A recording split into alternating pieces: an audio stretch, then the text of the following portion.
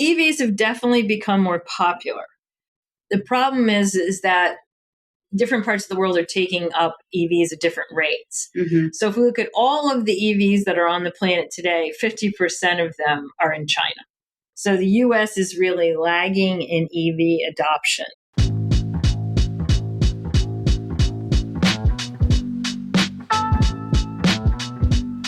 Welcome to Policy for the Planet, a new bi-monthly podcast exploring the global response to the climate crisis. I'm Monica de Bolle, a best-selling author and senior fellow at the Peterson Institute for International Economics based in Washington, D.C. My work bridges the fields of economics, science, public policy, and public health, all under an international lens. In each episode, I speak in depth with experts to understand how governments are responding to the monumental challenges of the climate emergency. We'll unravel the complex trade-offs of different policy choices to steer us towards sustainable practices and public well-being. Welcome to the conversation. Electric vehicles have exploded in popularity in recent years. 5 years ago, they made up only 2% of all cars sold globally. In 2023, they were 18%, with more than half of all electric cars now being sold in China. How is the EV industry changing? What do countries need to consider when it comes to trade, the environment, workers, and critical resources? And what will it take to get more people to switch to EVs in the United States and worldwide? That's the conversation we'll be having today with my guest, Mary Lovely. Mary is the Anthony M. Solomon Senior Fellow and my colleague here at the Peterson Institute for International Economics. She was the former Carnegie Chair in U.S.-China Relations with the Kluge Center at the Library of Congress and is Professor Emeritus of Economics at Syracuse University. Today, she outlines the growing opportunities and challenges of the global EV industry, including what is required to transform the American automotive industry. Mary, thank you for being on this show. The discussion around electric vehicles is both topical and pretty controversial. So let's start with some unpacking for our listeners. Can you please describe the EV industry globally and which countries are making them? Who's buying them? Okay, first, it's a pleasure to be here with you, Monica. We all know that the energy transition is coming. And I think if most of us look ahead 10 years, we know that most, or at least many of the vehicles on the road will be some form of EV. We're a little less sure as to what the pace of that transition will be, who will be making those cars, and what exactly they will look like, because there's a lot of innovation coming down the pike, as well as just the question of whether it's going to be some split between internal combustion engines, the ones we all know and love, pure electric vehicles, or hybrids. So there's a lot of unknowns, even though we know that the end point is going to be a weaning of the transportation sector off of fossil fuels. So with that, we look today and we see that there's a scramble globally for getting foothold into the industry and even dominance in the industry. Yeah. So, and there's a lot of people who are concerned, of course, that China is going to achieve dominance. When we look at internal combustion engines, we see that not every country in the world produces cars. Right. But many countries do have a piece of the industry because they might produce a roof rack or, some tires, so other pieces. So the industry is actually really important to more countries than you might imagine. Mm-hmm. But there are the big assemblers, and of course the European Union is one, China is another, and the USA is, of course, the third, the home of the internal combustion engine. I think for these big three traders, there is no going back. The transition is coming, but there's also the clear realization that they must have an auto sector. And I think that's where we start to see the conflict starting. Mary, which countries are using EVs the most? EVs have definitely become more popular. The problem is that different parts of the world are taking up EVs at different rates. Mm-hmm. So if we look at all of the EVs that are on the planet today, 50% of them are in China. So China has been an enormous early adopter. Of all the new registrations in 2023 in China, 50% of them were EVs. If we look at the EU, it's 25%. Wow. And if we look at the US, it's only 10%. Wow. So the US is really lagging in EV adoption. When we look outside of those big three countries, those regions, these three together account for 95% of all the EV sales. So what you have is the rest of the world, which desperately needs to be part of this transition. Basically, today is the energy transition really isn't taking hold there yet. Right. So yes, EVs are more popular. They're very popular in China, partly because the government has supported them and done a lot of things which lead households to buy them. But the transition still has a very, very, very long way to go. When we think about these big three countries, so the US, the European Union as a region with a whole bunch of countries that produce cars, and China on the other hand, how do you see the impact that China is having on the developing world affecting how Europe and the United States, which have been traditionally the two countries producing and selling in these countries, how do you see their role and how do you see their reaction? Okay, well, that's a big question, and I'm going to try to unpack it a little bit. Firstly, for these developing countries, yes, China is shipping a lot of vehicles to middle income countries. Their EV shipments, as everyone knows, have really surged outside the country, and a lot of those are going to middle income countries. So China is providing vehicles, and China itself has said, hey, we're doing the world a favor. You know, these countries need low cost EVs, and we're going to provide it. So it's important. These countries themselves want to get in on the action. And the global auto industry has always been one where a lot of differences in regulation, in road conditions, in environmental conditions. Some places are really hot, some places are really cold. That matters for an EV. And so automakers traditionally have invested overseas and fragmented their production so that they're producing, say, cars in Europe largely in Europe, or they're producing cars the global south, in parts of the global south. So we've always seen that kind of fragmentation or disaggregation of the industry. So that's, I think, really important that China is providing something to these countries, but these countries also want in on the action.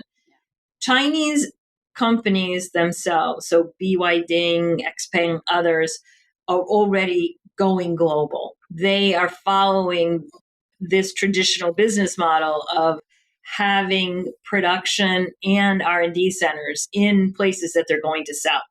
Now, the production part is they're under pressure from foreign governments to say, hey, you're going to come here, you're taking part of our auto sector, you've got to create jobs. Yeah. So they're responding to that. They're getting some incentives in some places to go. So the typical thing that we've seen really with Western companies receiving help to come in.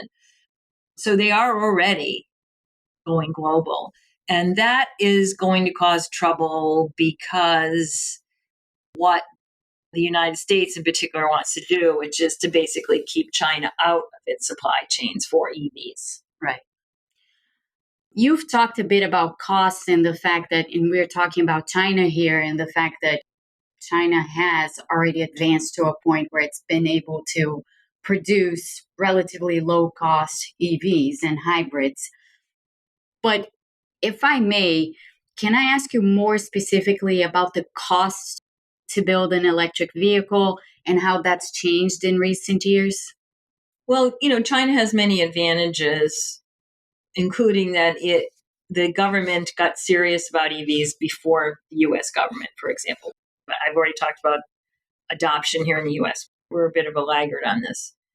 So in some sense, they were prescient. You know, they said, this is where the world has to go. We're serious about climate change and we have to take this on. And it's also going to be a great industry for us. They have tried to move into industries where they don't see a dominant player already to block them. So they want to be the first mover, have a first mover advantage. But the United States and Europe haven't always taken kindly to that. They're saying, hey, we also want that real estate. So what are you doing trying to dominate in this area? So that has caused friction, I think, for the industry. It has also meant that China, as the low-cost producer, is a real competitive threat to the U.S. and Europe. Now, here we go back to demand. So one of the big determinants of cost per vehicle is how many vehicles you make. Yeah. And the U.S. manufacturers are simply don't have the orders to support the capacity that they thought they were going to need. So we're seeing most recently in 2024 retrenchment on the side of General Motors, Stellantis, Ford. They're not canceling plans for investment, but they're slowing it down. And that is because many people think we've already hit this first wave of people who want, they're the techies, the people who want the Teslas in the driveway, the people who drive very few miles each year, and they have a plug in their garage. They've adopted, and we're now in kind of like a gulf, a lull. How do you get it where, the minivan family, the family that needs a 3-row SUV that may live in the city, that can't charge their vehicle in their garage, or wants to drive 300-400 miles to grandma's house with the kids in the car? How do you begin to serve them? Those are the people that they say, so-called range anxiety. Well, I certainly have that because I have relatives that I want to visit that are more than the typical range.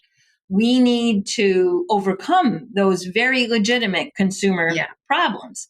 And I think that's where we might get into what's the role for the government, because Tesla built out its own chargers, but everybody knows that wasn't entirely the solution. And I think my own opinion is you can't rely on one company, private company, to solve what is really a societal problem, a network problem, which is, if I drive up to Syracuse, New York, where I have relatives, I have to be reasonably, and I would say very assured that when I stop, I am going to be able to get that battery recharged.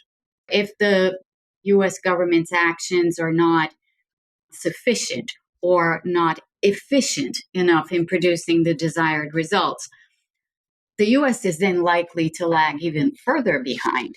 If the U.S. government's actions are not sufficient or not efficient in producing the desired results, the U.S. is then likely to lag even further behind, in spite of potential things that it has done to prevent Chinese EVs from coming into the U.S. market.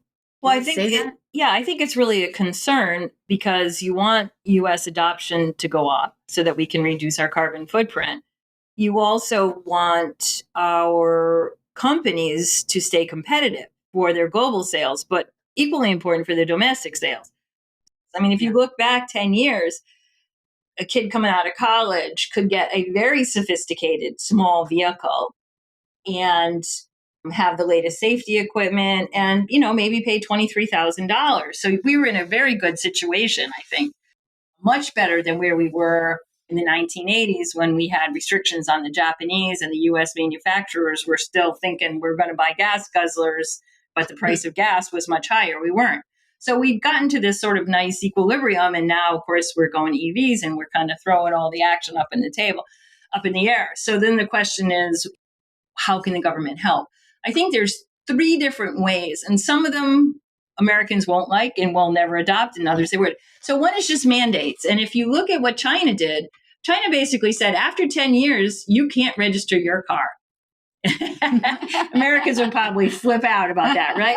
But if you drive in Beijing, and I was, just there a few months ago, the fleet in the city is amazingly young. The first thing you think is this place looks very prosperous. And that's probably because you're in a cab from the airport and you're looking at all the cars and they're new. Yeah. And many of them, particularly in the capital city, are going to be EVs. And they're going to be nameplates from all over the world, most of which are actually made in China. But you're going to see European nameplates, You're going to see some American so-called nameplates, lots of Chinese nameplates, lots of Japanese nameplates, lots of nameplates that you never heard of before. Mm-hmm. So there's mandates. The second is, of course, carbon pricing.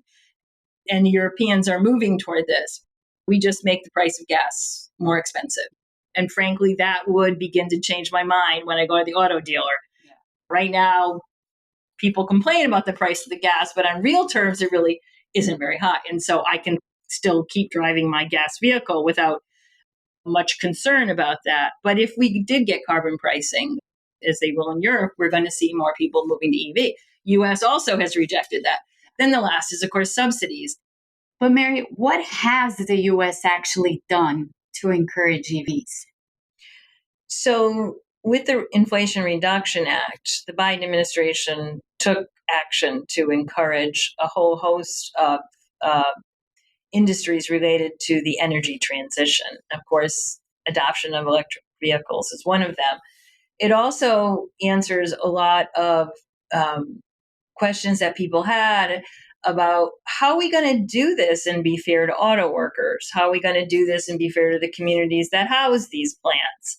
And is it going to be, the traditional automakers, or is it going to be new automakers like China? And the way we did this was basically with two things: regulations and subsidies. And those two things are intertwined because to get the consumer subsidies, you have to meet certain criteria. Right. And those are spelled out in the legislation.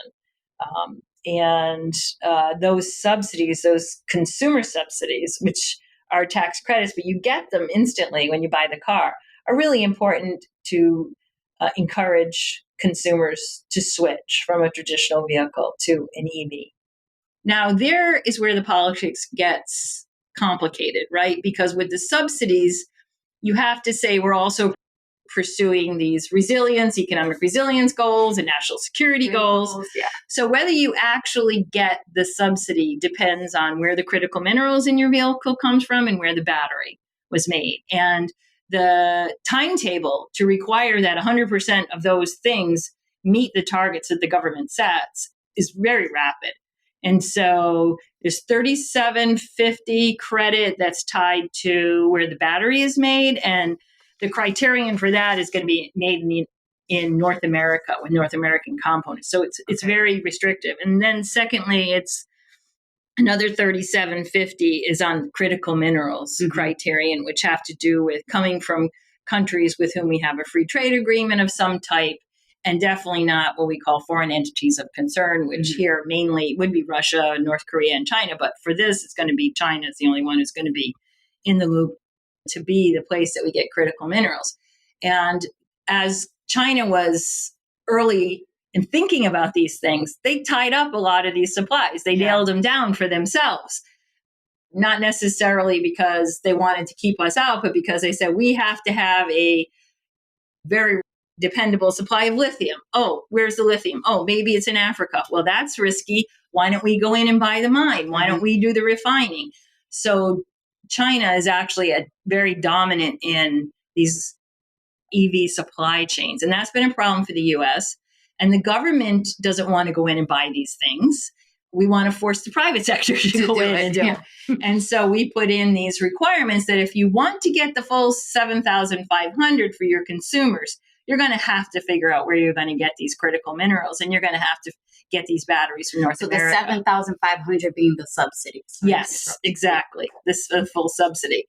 And I think that's really, really important right now for a consumer who's trying to decide between a traditional vehicle and an EV.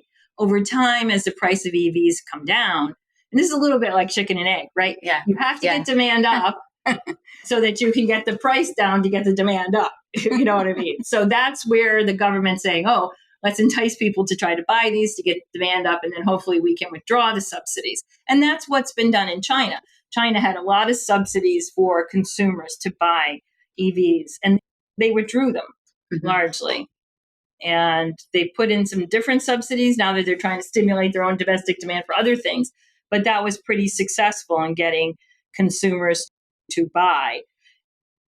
Just recently I had an experience like that because the lease on my car was coming up for renewal.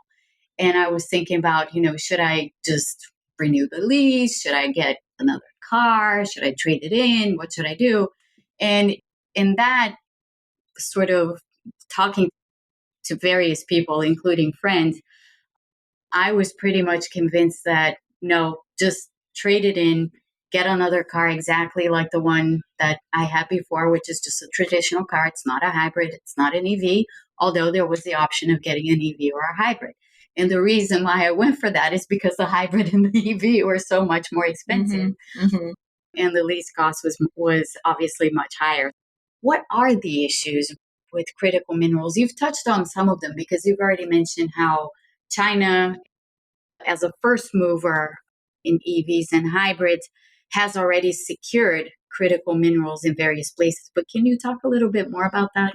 Well, we're trying to find new places and recognizing that the U.S. does have some. For example, we can mine and we could refine rare earths. The problem is they're very dirty. It's very dirty business to refine these. So we have nickel in Indonesia. When you say very dirty, you're saying this will have an impact on the environment on its own. It will. And those impacts can clearly be ameliorated. So mines can be dug, but then they can be covered back over, to put it in colloquial terms. People don't want to go out and see gigantic strip mines. We already have that in parts of the country. But that's costly, right? So this is part of the reason why we think we can't compete with China if we want to have these directly with China, if we want to have these higher standards. We have been talking with the Indonesians a long time. They would love to provide the nickel. They have gigantic supplies of nickel. But again, the issue is many of those mines are controlled by the Chinese, which the U.S. is trying to get away from. And secondly, we don't like the level of labor standards that are being used in those mines. So it's been difficult to try to pursue multiple goals at the same time. You can do it all. You can have high labor standards. You can have high environmental standards, but you can't have low costs. And that's where it really becomes a problem for the U.S. industry. And there's one other very important issue here on costs, which is labor. We have very high labor costs in the U.S. relative to the rest of the world. Not saying they don't deserve their pay. I firmly believe in, living wage, but they're high compared to other competitors. And with the way the relationship between the major automakers and the main union, UAW, is that those jobs need to be more or less in the same place. So that's going to be different. Now, that doesn't mean that there isn't going to be a lot of activity, say, for example, in the southern half of the U.S., there will be, where they have more open shops, but that's a real cost raiser for the U.S.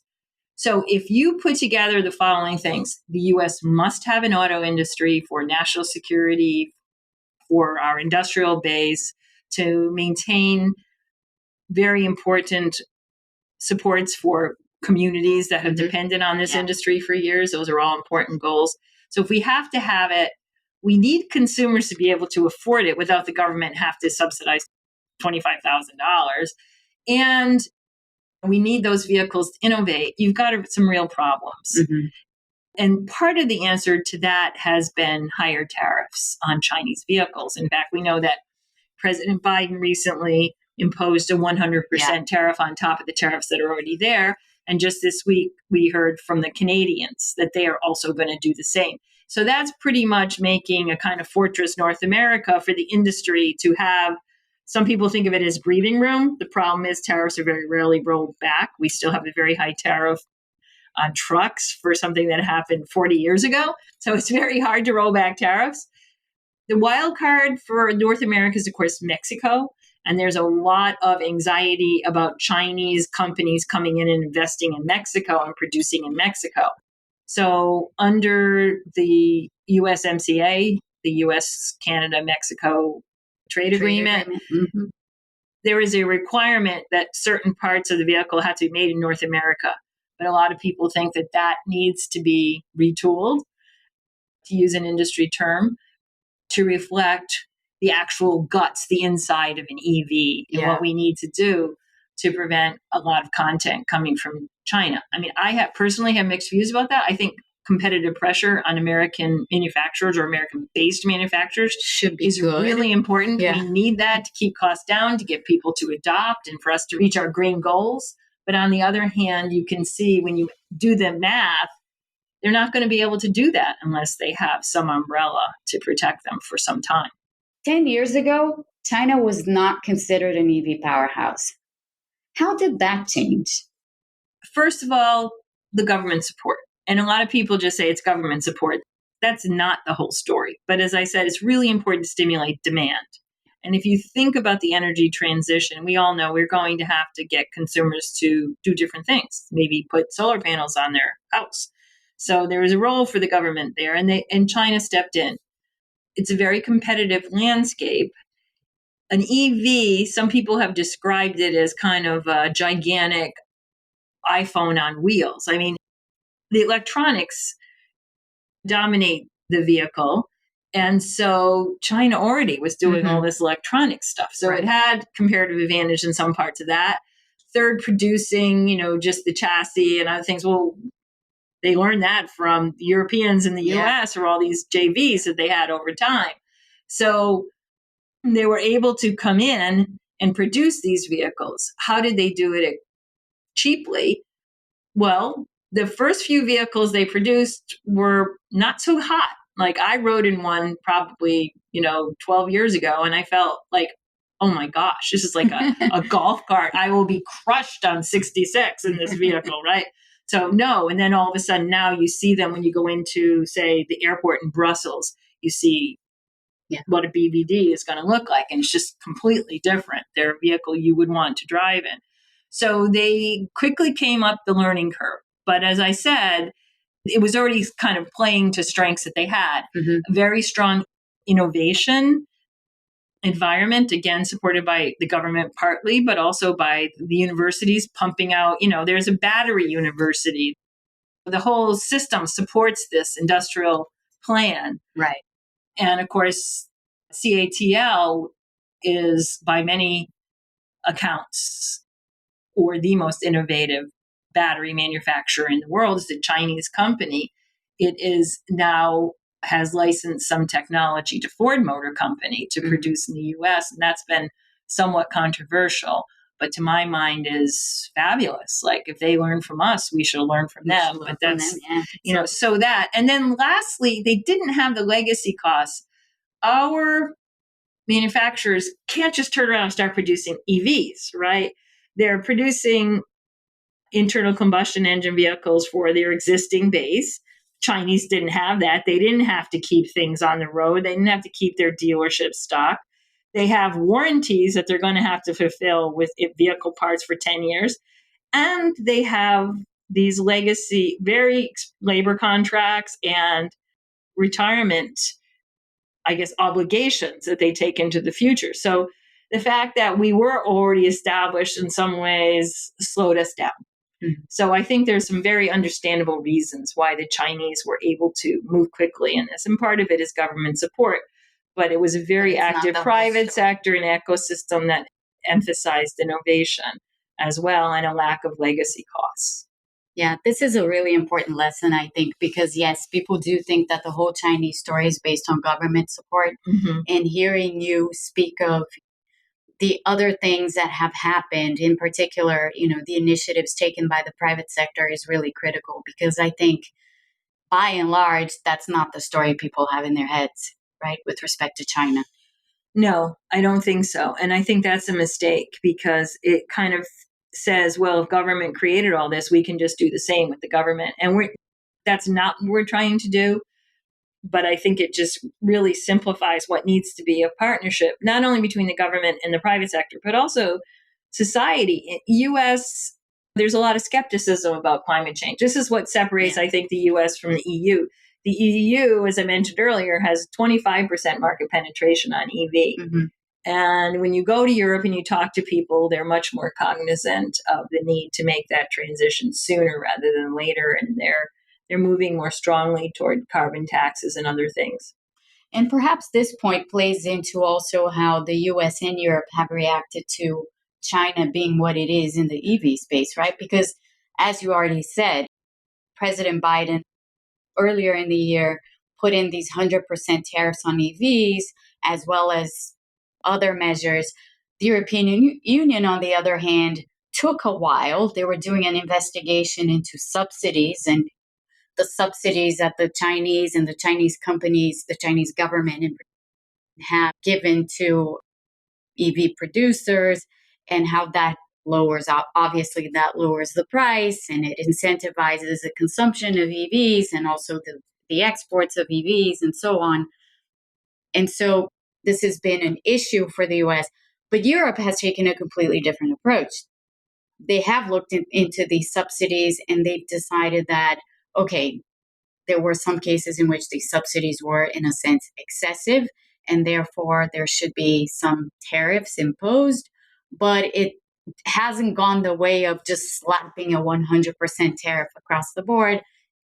What they've done instead is, on a case-by-case basis, looking at each company, they've decided on tariff levels which are way lower than what the US has done, understanding that, they want to maintain their market presence in China, the Europeans, and that all of these issues, the innovation that's going on in China, all of that is really important for the development of their own EV industry. So there's a sharp contrast there. There's a very sharp contrast. And I think that when you're pointing out how they came to a very different place than the US, one of the things that is easy to overlook is that they followed their own trade laws and rules in a way that has been consistent with the World Trade Organization and the agreements under the general agreements of tariffs on trade and tariffs. So basically, the Europeans are very keen to uphold the global rules. Mm-hmm. The US just acted unilaterally. We have ways under US trade law to implement anti-subsidy tariffs. That's not the way President Biden chose to do it. He did it in a very expedient way, which is he tacked it on to what are called the Section 301 tariffs, basically the China tariffs that President Trump levied first in 2018 and 2019. So he took the easy way because he saw a need to do it sooner rather than later. Europe had a pretty expedited process, but they did it under their own anti-subsidy rules. Yeah. And what that does, I think some people will be surprised to learn, is that you come out with a different tariff based on different companies. Yeah. So some companies are facing tariffs that are pretty low, 10, 12%. And BYD is facing, I think, 17%. Yeah, it's very low. And then you have other Chinese companies that are facing double that amount, 38%. Or higher, yeah. Especially companies that did not so-called comply with the investigation. So they are saying to the rest of the world, we do see the need to counteract what we see as unfair subsidies and protect our own sector, which is very important to Europe, particularly France and Germany. Mm-hmm. But we're going to do it in a way that's consistent with our values, which are upholding the global trading system. So I think that's vitally different when people say, is Europe with us or against us? I mean, it's neither.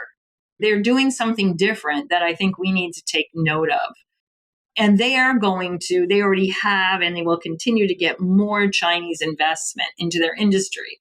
They are worried about jobs in the sector, and they're willing to have investment, just as we welcome Japanese investment beginning in the 1980s and into the 90s.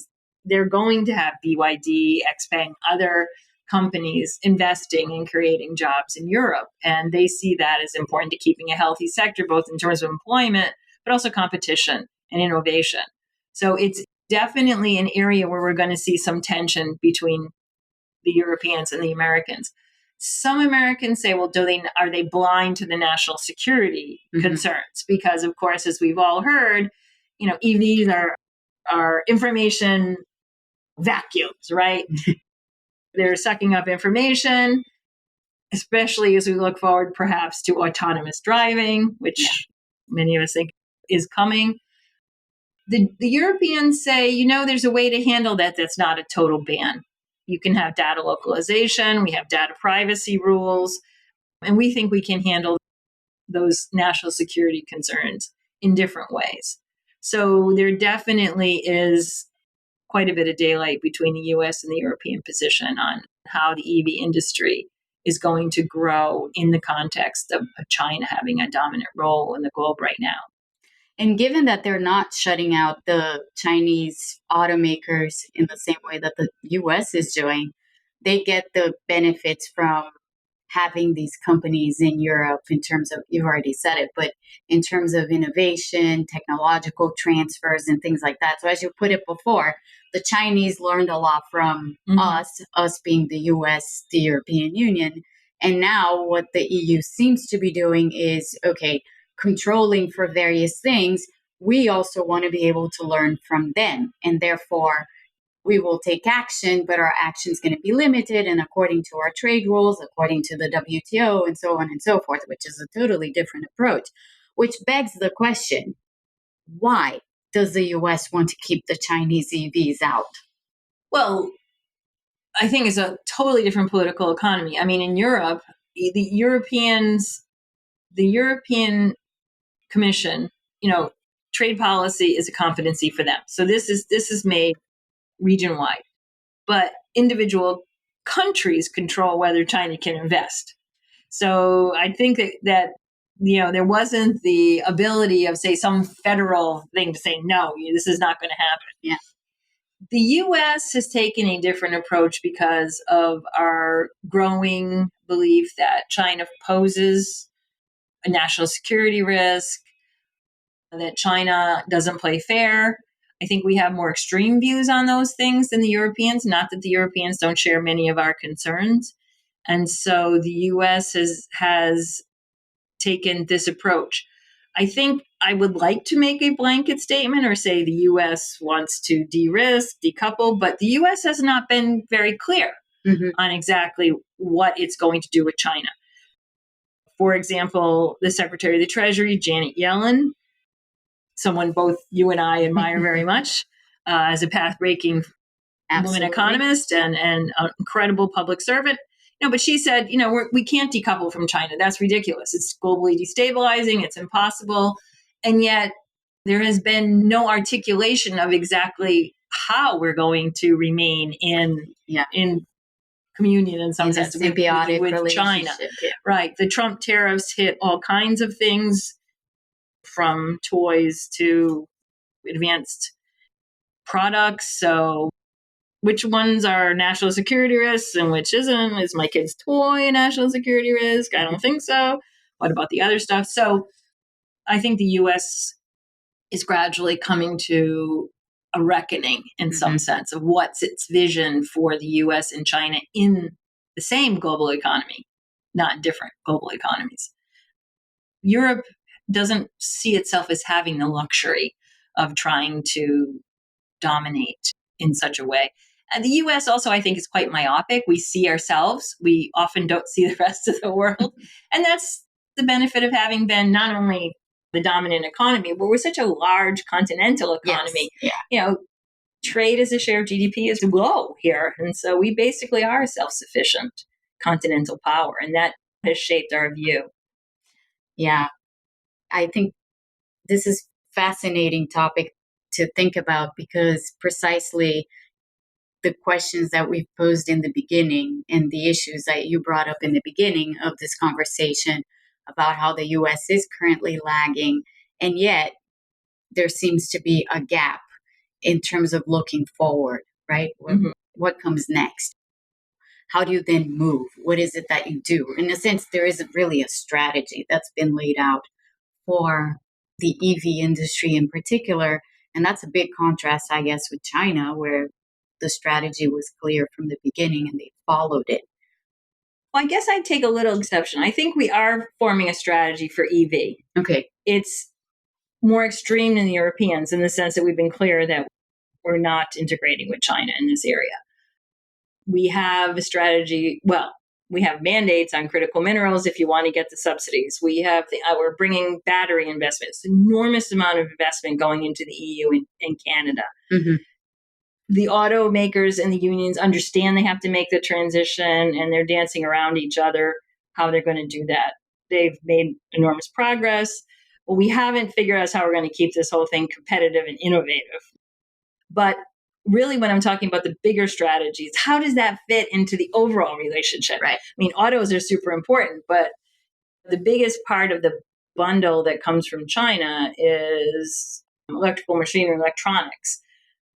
So there's a whole lot of other stuff, I guess, out there that we have to make decisions on, or at least have some overall vision of how we both coexist. So, with all of that in mind, Mary, where do you see the future of the EV industry? And what do you think we should be paying attention to looking forward? Well, that's a really good question. I think if we look just at the United States, as I've already said, I think 10 years from now, many, many more of us, not all, many more of us will be driving electric vehicles. And we should be looking at whether the government can really help solve these network problems so that we can get that adoption in ways that don't make this just a coastal thing or a rich person thing or a techie thing, but it really can serve the needs of your sort of average American. So I would keep my eye on that.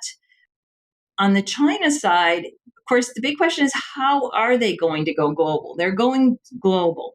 What does that mean, not just for Europe? I think that vision is getting clear, but what does it mean for the rest of the world?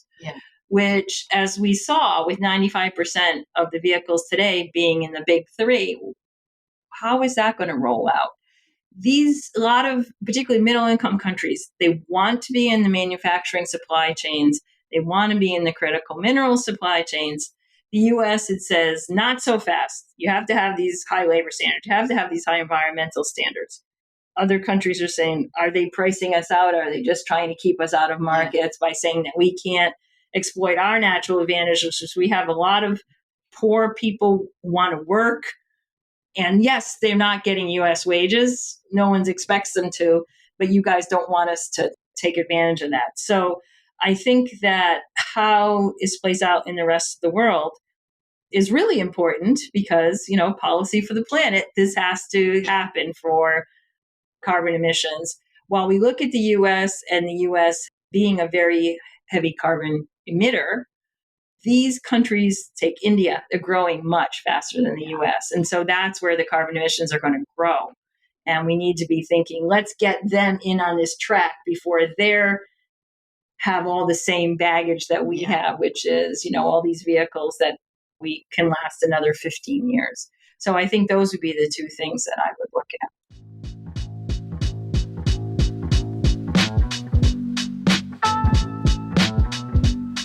Thank you for joining me on Policy for the Planet. Have a question or a topic to suggest? Email me at podcast@piie.com. I'd love to hear from you.